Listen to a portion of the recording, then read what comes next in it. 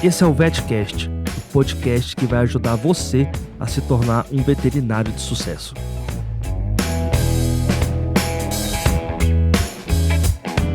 E aqui, o nosso objetivo é te transformar num veterinário de sucesso. E aí, eu já falei no último podcast, vou falar de novo. Aqui o nosso objetivo é fazer você ser um veterinário foda. E eu sempre digo que nem só de veterinário se faz um veterinário. Então aqui a gente aprende sobre clínica, cirurgia, mas também vai aprender economia, desenvolvimento pessoal, finanças, empreendedorismo e muito mais. No episódio de hoje, a gente vai falar de clínica. Nos últimos episódios a gente quase não falou de clínica e hoje a gente vai falar um pouco de clínica. Depois da vinheta. Vai lá!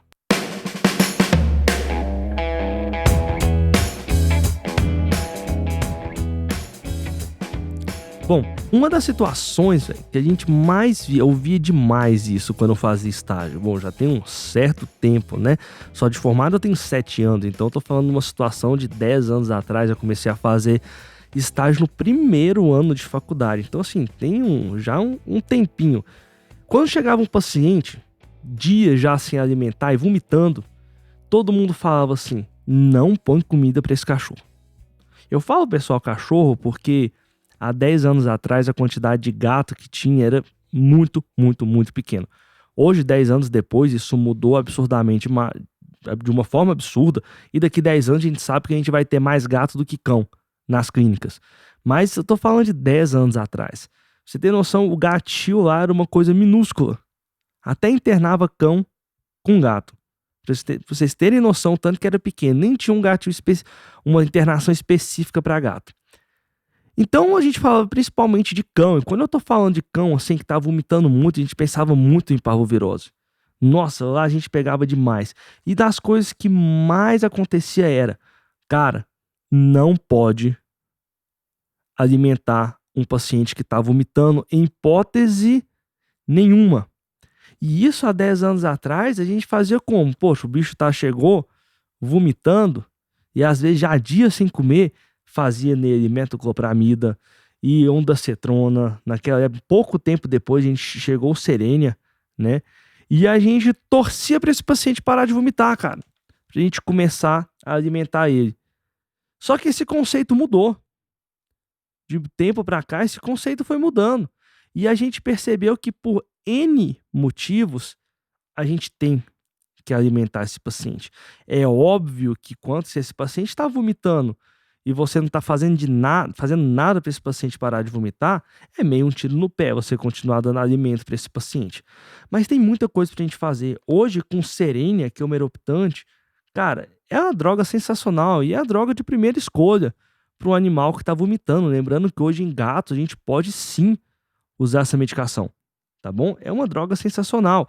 Muitos pacientes respondem muito bem com ondansetrona. E muitos pacientes às vezes vomitam porque está com a motilidade gastrointestinal absurdamente reduzida. E eles se beneficiam demais se você passar uma sonda nasogástrica, tá bom? Essa sonda não vai ficar no estômago, mas você joga essa sonda até o estômago e esvazia ele. E tem muitos pacientes que você esvazia um volume muito grande de líquido. E aí ele não vomita. Então a gente tem como estratégias para fazer com que esse paciente pare de vomitar. Evidentemente, as medicações antieméticas, hoje a gente tem as principais medicações aí com maior efeito, a ondansetrona e o Serenia, tá?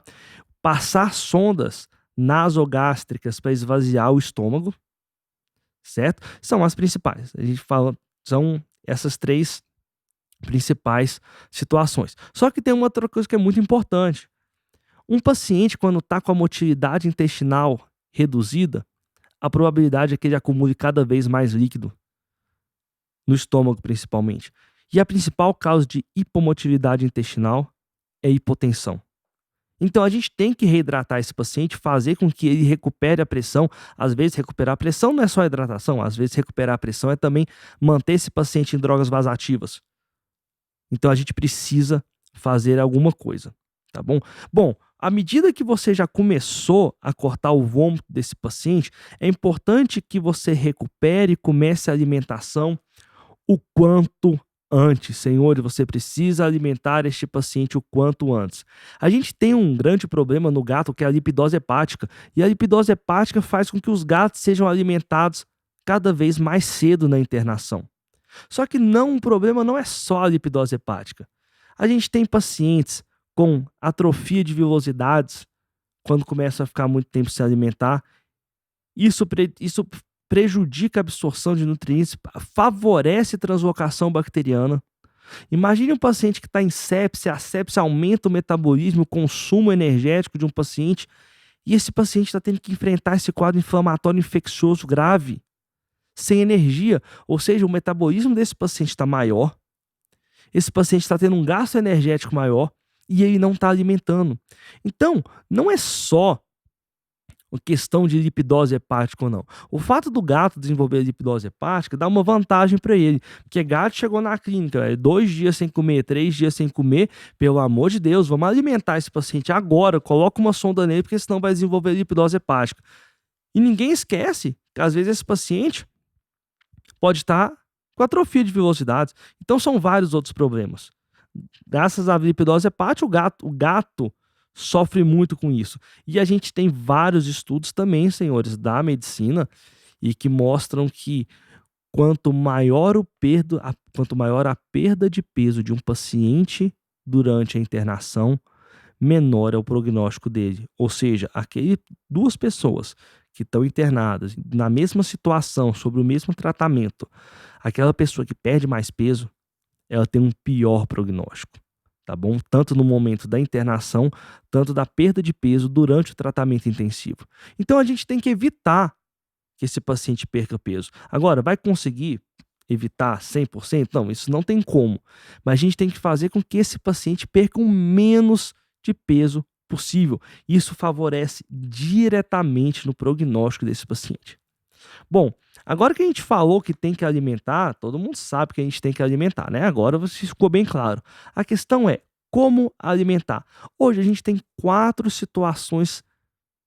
métodos fáceis de serem utilizados na internação para fazer a alimentação. Primeira é a alimentação oral. Você não vai utilizar nenhum tipo de sonda.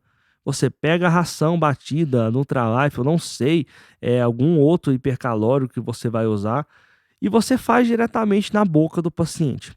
Quais são as vantagens e as desvantagens? Bom, a vantagem é que você não tem que passar sonda, não tem um custo com passar a sonda, e a sonda incomoda esse paciente. A principal sonda nasal, né, que a gente vai falar da esofágica depois. Então essas são as vantagens. Só que tem como desvantagem, o paciente às vezes começa a cuspir a alimentação, você está dando na seringa e está jogando para fora, e a partir disso você não tem como fazer uma mensuração de quanto que esse paciente está alimentando. Então é meio uma alimentação empírica, sabe? A gente nunca dá muito certo. Para gatos, pessoal, a gente sabe que o gato até no primeiro dia pode aceitar. Depois disso, ele vai começar a cuspir e ele vai parar de aceitar essa alimentação. Ou seja, daqui a um tempo, no máximo 24 horas, o gato não aceita mais você fazer alimentação oral nele. O cão talvez aceite um pouco mais. Mas tem um problema dele cuspir bastante a alimentação que você faz, então não fica uma coisa muito certa. Sonda orogástrica, pessoal. Sondas que você vai te passar da boca até o esôfago, estômago do paciente e fazer a alimentação. A gente usa esse tipo de alimentação exclusivamente para neonatos, principalmente aqueles neonatos que nascem com fenda palatina, tá bom? Mas não é um método de alimentação usual e rotineiro, certo? Eu não vejo uma situação, exceto essa, que a gente vai utilizar esse tipo de sonda. Agora vem para os 2 métodos principais de alimentação. Sonda nasoesofágica. E presta atenção aqui que eu não falei sonda nasogástrica, é nasoesofágica. Você pode até levar essa sonda para o estômago, caso eu falei, você tenha que esvaziar um estômago de um paciente que esteja com muito líquido no estômago, ou então você quer fazer uma lavagem gástrica num paciente que ingeriu algum veneno. Beleza, pega a sonda, joga lá no estômago, esvazia e joga um carvão ativado, por exemplo. Mas essa sonda não vai ficar no estômago. À medida que ela fica no estômago, a cárdea fica aberta, você começa a ter refluxo. E isso favorece a esofagite, principalmente em gatos. Então a sonda nasoesofágica, ela vai ficar no esôfago. Então para você passar essa sonda, você tem que medir até a 7ª costela. Do orifício nasal até a 7ª costela. E para chegar no estômago, não, aí você tem que medir até a última costela. Mas até a 7ª costela é o que você vai fazer. Faz uma marcação, pode ser com esparadrapo, pode ser com uma canetinha, tá? Para você saber até onde que pode essa sonda ir quando você tá passando. Eu gosto muito da sonda nasal como primeira escolha, tá? Porque é um método extremamente barato. Uma sonda é muito barata, certo? Então, ela é muito eficaz nesse primeiro momento que o paciente muitas vezes não pode ser anestesiado para receber uma sonda esofágica, ou até um paciente que você espere que volte a alimentar nos próximos dias. Não uma patologia grave, mas você precisa alimentar esse paciente, então você passa essa sonda. Quais são as vantagens e desvantagens da sonda nasoesofágica? Bom, a vantagem, como eu estava falando, não é baixo custo, fácil demais você passar. Quem ainda passou uma sonda naso, é muito fácil, tá bom? Não tem nenhum mistério em passar essa sonda. E a partir disso você já consegue fazer uma alimentação no paciente. Agora, qual que é a desvantagem? A desvantagem, pessoal, é que primeiro incomoda o paciente, né? Então você pega animais que estão com sonda nasal, incomoda bastante eles. Segundo, é o fato de ser facilmente removível pelo paciente. Então, se ele passar a mão, dependendo da forma como você fizer a fixação, ele tira essa sonda muito fácil, tá bom? E a outra desvantagem é, se você usar a sonda 4 ou 6, que são as sondas que a gente vai usar em gato, principalmente a 6, não vai passar nada, exceto hipercalóricos, como o Nutralife. Luiz, e se eu passar a sonda 8? Opa, beleza. Sonda 8 para cima, você consegue tranquilamente, às vezes, passar alguns hipercalóricos, como, por exemplo, um patê convalescência da Farmina. Você pode bater uma ração, pega uma ração super premium aí, como, por exemplo, uma ração da ND. Você pode bater essa ração que tem alto valor nutritivo, alto índice energético e fornecer para esse paciente. A partir da sonda 8. Se for sonda 6, sonda 4, pessoal, sonda 4 não adianta, não passa nem reza, tá bom? Então eu aconselho vocês passarem a sonda 6. A sonda 6 vai passar normalmente um Nutralife.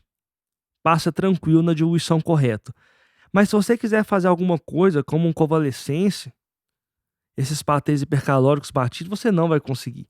Exceto se você diluir bastante, entope muito fácil essa sonda. Então tem essa desvantagem. Em cães, facilmente você passa uma sonda 8, uma sonda 10, dependendo do tamanho do paciente. Então, não é uma desvantagem para cães, tá bom? Exceto se for um cão pequeno. Mas em gato você vai enfrentar essa dificuldade, tá bom? Por isso que eu gosto demais do Nutralife nessas situações, porque muitos desses pacientes a gente consegue passar a sonda 6. Se for um gato grande, a gente consegue passar uma sonda 8. Mas não são todos os pacientes que a gente consegue. Por fim, a gente tem a sonda esofágica. Eu que trabalho muito com gato, eu sou apaixonado na sonda esofágica. Pessoal, a sonda esofágica ela tem uma desvantagem. Você precisa anestesiar.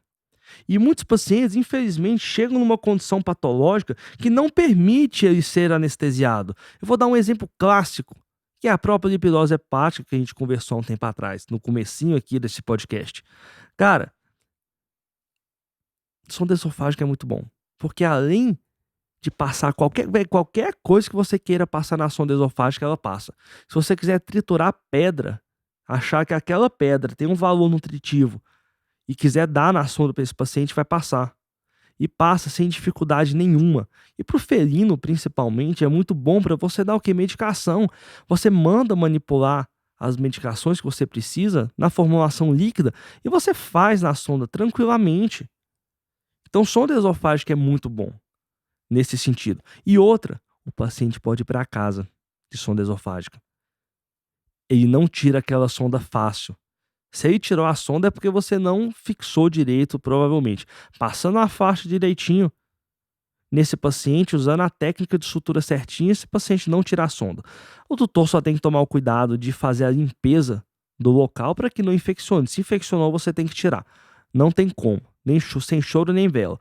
Cara, mas alguns pacientes, infelizmente, não têm condição. Naquele primeiro momento que ele vai chegar, seja qual o motivo, que às vezes ele não tá, pode ser a lipidose hepática, pode ser um quadro séptico, cara, pode ser qualquer problema patológico que esse paciente tenha. Muitos deles não vão permitir você fazer uma anestesia nele, no primeiro momento. Então, a gente acaba tendo que fazer sondas nasais para alimentação desse paciente. À medida que ele melhora, aí a gente vai e faz uma sonda esofágica. E, por favor, se for fazer uma sonda esofágica, chame um anestesista.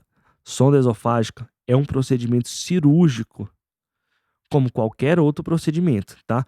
Não banalize, porque não adianta nada você fazer uma sonda esofágica de qualquer jeito e o paciente morrer na anestesia. Não adianta nada você passar uma sonda esofágica, daqui 2 dias o tutor voltar com a sonda toda infeccionada, porque você não fez a limpeza do local direito, não fez uma tricotomia adequada desse paciente. Então tem que tomar esse cuidado. Só que para alimentar, beleza, Luiz, eu fui, fiz a sonda nasal, esofágica, e agora? Eu vou alimentar com o que e como? Cara, isso é super importante. A gente tem um fator que chama necessidade energética diária. E a necessidade, a gente quer dizer que é de um paciente, seja ser humano, cão, gato, ele tem uma necessidade energética diária. Então, não adianta você pegar aquele paciente, vou preparar um hipercalórico, vou pegar um patê e diluir, ou então vou bater uma ração aqui no liquidificador e vou dar para esse paciente, e dar uma quantidade qualquer, de uma maneira qualquer. Você vai lá, bate uma ração e vou fazer 10 ml de 2 em 2 horas, é assim que funciona? Não, pessoal, não é assim que vai funcionar, tá bom? A gente tem que calcular essa necessidade energética, que vai ser, pessoal, facilmente calculado 30 vezes o peso mais 70. 30 vezes o peso mais 70. E aí você vai achar a necessidade energética daquele paciente em quilocalorias. Então é a quantidade de energia que aquele paciente precisa no dia. Só que esse é o valor que você vai encontrar para um paciente em repouso. Sabe, se ele estivesse totalmente parado, certo? Sem nenhum processo patológico. Como se você dormisse o dia inteirinho, seria a sua necessidade energética. Só que a gente está falando de um paciente que está doente. E isso faz com que aumente a necessidade energética dele. Então, depois que você achar isso, você tem que multiplicar 30 vezes o peso mais 70 vezes o fator de correção. O que é o fator de correção? Anota aí. Você vai multiplicar por 1,2 se for um paciente que está em repouso, mas está com um processo patológico. Um exemplo disso. Um paciente que tem lipidose hepática. Normalmente ele fica na baia, ele fica em repouso, quietinho do jeito dele, na baia, não gasta energia, mas ele está com um processo patológico, aumenta a necessidade energética dele. Por 1,3 se for um paciente que passou por um procedimento cirúrgico, 1,5 se for um paciente séptico, e 2 se esse paciente passar por uma queimadura grave. Agora, pessoal, estou falando queimadura grave. Percebe que interessante que um paciente com sepse, a necessidade energética dele diária fica 1,5 vezes maior do que um paciente comum. Então imagine um paciente desse que está séptico na internação. Vamos falar de um paciente com piometra. Você operou um paciente com piometra e esse paciente está séptico ainda. E não está já há dias antes da cirurgia sem alimentar. Então esse paciente não tem como ele combater essa infecção se ele não tem nem nutriente. Isso é mais um motivo desse paciente ser alimentado.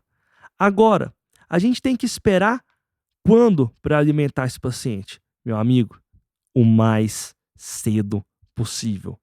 Você não vai esperar esse paciente ficar, depois de 5 dias que ele não está comendo, eu vou começar a alimentação. Não, porque daqui 5 dias, as velocidades intestinais são todas atrofiadas. Daqui 5 dias, você já está fazendo translocação bacteriana. Daqui 5 dias, você tem que fazer a reposição energética gradual para não dar síndrome de realimentação. E o que é essa síndrome? Pessoal, quando a gente fica muito tempo, se qualquer ser vivo fica muito tempo sem alimentar, as reservas dos nutrientes ficam trabalhando no mínimo, como se fosse um carro na reserva. Então você fica no mínimo de potássio, com o mínimo de fosfato, com o mínimo de magnésio. E o que acontece quando você faz uma grande quantidade de alimentação? Quando você realimentar esse paciente, você vai produzir insulina. E a insulina, quando carrega a glicose para dentro da célula, carrega um monte de eletrólito, fosfato, potássio, magnésio. Tanto que quando você pega um paciente obstruído com hipercalemia, o que a gente faz é glicose e insulina, porque a insulina faz isso de levar o potássio para dentro da célula. Então imagine que se você está com um carro trabalhando na reserva e de repente você faz uma grande quantidade de alimentação e produz uma grande quantidade de insulina, vai pegar toda aquela reserva que está no meio extracelular e jogar para o meio intracelular. Acabou. Seu paciente morre. Então, a alimentação tem que ser gradual. Quando você pega animais que estão a partir de 3 dias, de 3 a 5 dias já, mas quanto menos você arriscar, melhor. Pacientes 3 dias já sem alimentar. Você for reiniciar uma alimentação, é gradual. No primeiro dia, você vai fazer 1/3 da necessidade energética. Depois, no segundo dia, 2/3. Que nesse momento, você está ajudando, dando nutrientes para o organismo repor essas reservas de eletrólitos. E tem outros motivos também que faz com que o paciente morra de síndrome de realimentação. Tem como problema falta de tiamina, tá bom? O processo é um pouco mais complexo, daria pra gente fazer um podcast só disso. Mas principalmente são esses fatores que eu falei para vocês. Então a gente faz o primeiro dia 1/3, no segundo dia 2/3 e só no terceiro dia que você vai realimentar esse paciente normalmente, tá bom? Com a necessidade energética total. Então calcula 30 vezes o peso mais 70, multiplica pelo seu fator de correção, e aí, no primeiro dia 1/3, 2/3 e 3, o valor inteiro a partir do terceiro dia. Tá, Luiz, mas tudo isso a gente está calculando em quilocalorias. Como que eu vou transformar isso? Porque eu não dou quilocaloria para um paciente. Ração está em grama. O Nutralife, por exemplo, é líquido. Como que eu faço isso? Bom, se você for olhar no Nutralife, na diluição correta dele, tem 1,22 quilocalorias por ml. Ah, Luiz, como que eu sei isso? O fabricante fala. Todas as embalagens vão estar escrito isso. Então vamos lá no Nutralife. Vamos supor uma situação hipotética que você precisa de 60 quilocalorias por dia nesse paciente. Você vai fazer uma regra de 3. Olha lá. Se em 1 ml de Nutralife tem 1,22 quilocalorias, quantos ml de Nutralife eu preciso se eu precisar de 60 quilocalorias? Você faz uma regra de 3. E aí você acha quantos ml você precisa.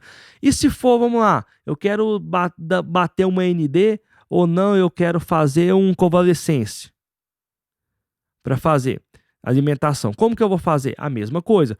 Nas embalagens de ração e também desses patês, existe uma informação chamada energia metabolizável. Então vai ser a mesma coisa. 1 grama da ração tem, por exemplo, 20 quilocalorias. 1 grama desse patê tem 20 quilocalorias. Eu preciso de 60 quilocalorias, vai ser X. Então você vai achar que você precisa, por exemplo, de 30 gramas de ração por dia, 10 gramas do patê. Então a partir disso você acha quanto de patê ou quanto de ração. Aí você pega aquela ração ou aquele patê, dilui em água, a ração tem que bater no liquidificador, aquela quantidade exata de ração que você achou, e aí você administra naquele paciente ao longo do dia. E para fazer essa realimentação, pessoal, tem uma coisa que preocupa bastante a gente, que é a pressão do paciente. Às vezes eu faço um podcast como esse, você escuta e fala assim: pô, chegou um paciente mal aqui, a gente tem que começar a alimentar ele o mais rápido possível. Só que a gente tem que tomar muito cuidado. A gente tem que tomar muito cuidado por um único motivo. Quando um paciente está hipotenso, isso vale para cão e gato, tanto faz, ele, com certeza, o organismo prioriza sistema nervoso e sistema cardiovascular. Então, os primeiros locais que começa a faltar sangue é intestino e rim. Fato. E o que vai acontecer é, se está chegando menos sangue no intestino, o intestino vai trabalhar menos. E quando eu falo intestino, é sistema gastrointestinal de forma geral. Ou seja, a motilidade do sistema gastrointestinal vai estar absurdamente reduzido. Ou seja, alimentar um paciente hipotenso é alimentar um paciente com o sistema gastrointestinal parado. Aí você dá alimento para esse paciente, alimenta, ele vomita. Aí alimenta, ele vomita. Aí você dá mais medicação para vômito. E ele continua vomitando. Aí você fala assim: porra, mas ele não para de vomitar. Mas o sistema gastrointestinal está todo parado. Então você está dando comida para o paciente, aquela comida está ficando no estômago. Está demorando dias para essa comida sair do estômago e para o intestino. Motilidade intestinal extremamente reduzida. Com tempo de esvaziamento gástrico lá nas alturas. Está demorando um tempo eterno para que o alimento saia do estômago e para o intestino. Porque não está chegando nutriente no sistema gastrointestinal, de forma geral. Então, eu sei que a gente fica muito desesperado e desde o começo eu estou falando para vocês da importância de alimentar o paciente o quanto antes. Mas é importante que você reestabeleça a pressão desse paciente antes de você começar a alimentar. Isso acontece muito com lipidose hepática. Na lipidose hepática, pô, é jejum que causa lipidose hepática. Então o que eu vou fazer? Chegou o gato, tá? Já vou alimentar de uma vez. Não. Porque muitas vezes esse paciente chega hipotenso. E aí você começa a piorar o quadro desse paciente. Porque aquele alimento que muitas vezes está ali no intestino, fica parado, favorece fermentação e aumenta a quantidade de bactérias que pode ter ali, bactérias ruins. Associado a um fato que você vai ter vilosidades atrofiadas, que servem também como barreira para a translocação bacteriana intestinal, você vai ter um monte de bactéria passando, crescendo e passando para a corrente sanguínea. Aí seu paciente morre de sepse. Então, alimentar o quanto antes, mas da maneira correta. A gente tem que se preocupar com o estado de pressão do paciente. Vamos supor um paciente que no meio da internação teve uma piora e a pressão caiu. Não alimenta. Recupera a pressão desse cara primeiro. E a gente está falando, pessoal, de recuperar a pressão, não é só fazer soro, não é só fazer fluidoterapia nesse paciente. Muitos pacientes, principalmente animais sépticos, tem infusão de vasoativos. Hoje, o que a gente mais usa em sepse é a norepinefrina. Então, até isso é importante. Então, não é só hidratar o paciente, porque muitas vezes, dependendo da situação do paciente, hidratação não vai ser o suficiente. Ele está vasoplégico. Os vasos, a musculatura dos vasos estão todos dilatados. Você tem que usar drogas vasoativas para manter a pressão desse paciente.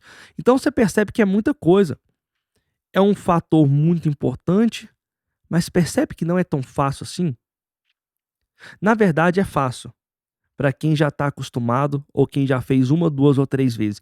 Se você está me ouvindo falar a primeira vez sobre alimentação enteral, você deve estar olhando falando assim: velho, isso é impossível, eu nunca vou conseguir fazer isso. Mas eu falo, tanto pela quantidade de gente que eu já ajudei no Instagram, no YouTube, eu recebo milhares de depoimentos das pessoas.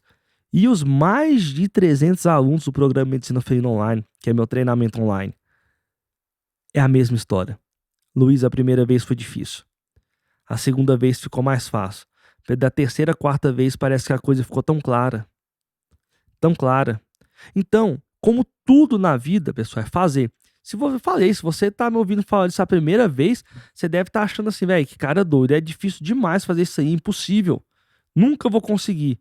até você fazer a primeira vez. Isso aqui é igual castração, pessoal. E não menospreze. A alimentação é algo extremamente importante e que é menosprezada. A alimentação não devia ser considerada algo adjuvante na internação.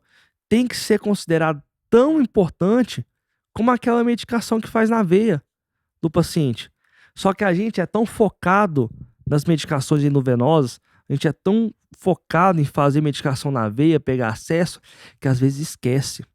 E muitas vezes com esse paciente sondado na internação, você consegue reduzir a quantidade de medicação que você vai fazer na veia desse paciente.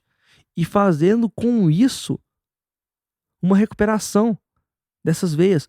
Você preserva a veia desses pacientes quando você pode fazer uma administração de uma medicação oral. Lógico, quando é uma medicação que você precisa, você pode fazer oral. Se você está com um paciente em quadro séptico, precisando tomar ceftriaxona, não tem jeito. Você é a medicação que necessita ser feita por via endovenosa. E outras situações, como você pega às vezes pacientes que estão estáveis, pessoal. Você consegue tirar esse paciente do soro alimentando ele, porque você vai fazer na sonda o alimento batido com água, e se você fizer o cálculo correto, você consegue também calcular a quantidade de água que esse paciente precisa durante o dia e deixar o acesso venoso exclusivamente para as medicações restritas para serem feitas de forma endovenosa. E aí você preserva a veia do paciente. E eu não estou falando só de preservar a veia dele agora, não. Porque pacientes que ficam internados muito tempo, aí depois precisam internar de novo, é extremamente difícil pegar a veia desse paciente. Agora, não assusta por causa da matemática. Muitas pessoas, na hora de fazer as contas, falam assim: ah, meu Deus do céu, mas fazer conta, eu fui fazer veterinária, eu vim para biológico porque eu não gosto de fazer conta. Cara, algumas coisas básicas você tem que saber. Calcular alimentação, calcular doses de infusão contínua de algumas medicações, isso não tem como você fugir. E honestamente, pessoal, isso não é uma barreira. Pelo seguinte, no seu celular que está na sua mão, muitas vezes você está me escutando pelo celular. Tem calculadora. Então é muito fácil, você calcula isso muito fácil. E é só regra de 3, tá bom? Não deixa isso ser um bloqueio para você não conseguir fazer porque você era ruim de matemática na faculdade, no ensino médio. Cara, tudo que você precisa é saber fazer uma regra de 3. Eu tenho certeza que isso você sabe. Então fica tranquilo, eu tenho muita experiência e já tive vários depoimentos. A primeira vez é difícil. A segunda vez ainda é menos difícil. Da terceira vez para frente é muito fácil. Bom, o nosso tempo é curto, então não dá tempo da gente falar tudo sobre alimentação enteral. Mas eu trouxe aqui para vocês hoje os principais pontos para você melhorar a qualidade da alimentação enteral dos seus pacientes internados e também tanto cães quanto gatos. E se você nunca fez uma alimentação enteral, não sabe nem por onde que você começa, agora você sabe o caminho.